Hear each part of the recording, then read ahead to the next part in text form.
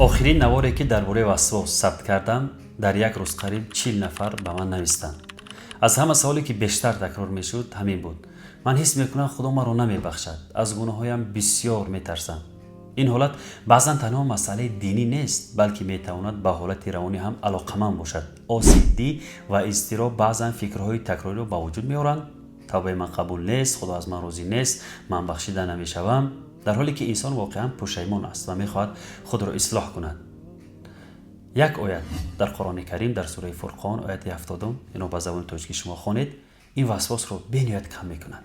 خداوند میفرماید اگر انسان توبه کند، ایمان آورد و خود را اصلاح نماید، خداوند حتی گناهان او را به حسنات تبدیل میدهد. تصور کنید نه تنها گناهان را خداوند میبخشد، بلکه آنها را به نیکی ها تبدیل میدهد. برای همین هیچگاه از رحمت خداوند ناامید نشوید شما. و اگر وسواس به درجه سخت رسیده باشد، میتوانید برای مشورت مراجعت کنید.